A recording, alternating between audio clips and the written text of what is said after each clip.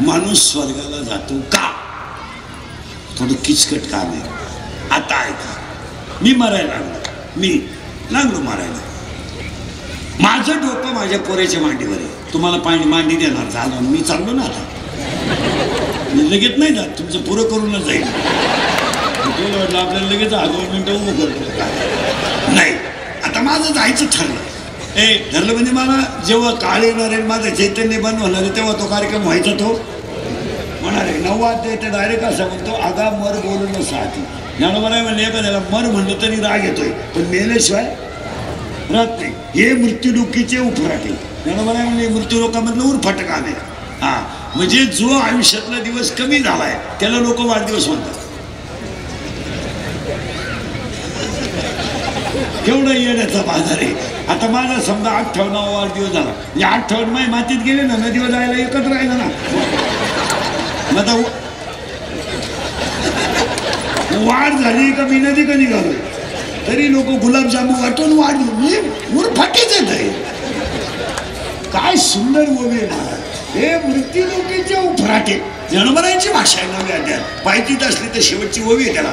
जडजडोन वैला निघ ये भक्तीची वाटे लाग, जी पावशी अव्यंग निज धाम. नव्या अध्यातले बाबा पाय.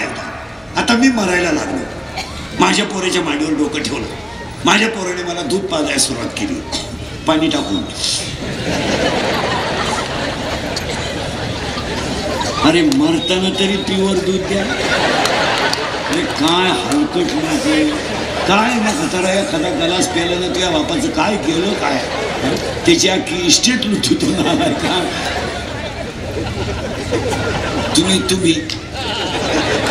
तुमच्यातच कारभार आहे सगळं. तुम्ही लागला ना तो चमचा आहे, नागपुडीतच पाणी गेलं त्याचं. दुधात कुठं महाराज एक तर ते पेत एवढं चमच्याने, त्याच्यातही नुसतं दूध पाय दूध नाही.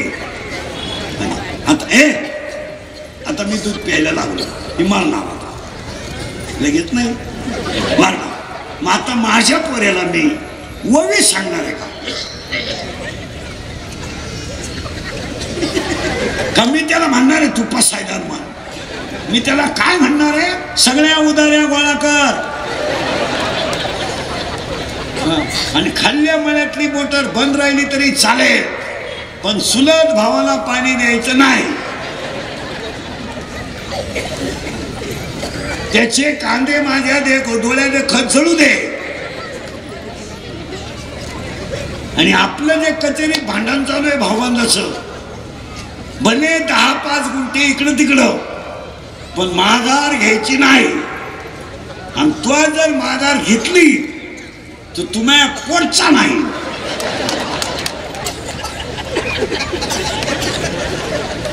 आणि मेलो बोला मी स्वर्गात जाईल का? हो, स्वर्गातही नाही जात, नरकातही नाही जात. तुम्हाला सरळ 3 वाक्य समजा. आता हे महाराज मंडळी थोडं झोंबल वार करेल ना, हे स्वर्ग बिर्ग आपल्या बजेटमध्ये बसत नाही. पुस्तक वाचले आम्ही आयुष्यात. तुम्हाला सरळ समजा, हसत हसत जगा हा स्वर्ग आहे. भजन करीत राहा ही वैकुंठ आहे, आणि संसार करून मारा हा नरक आहे.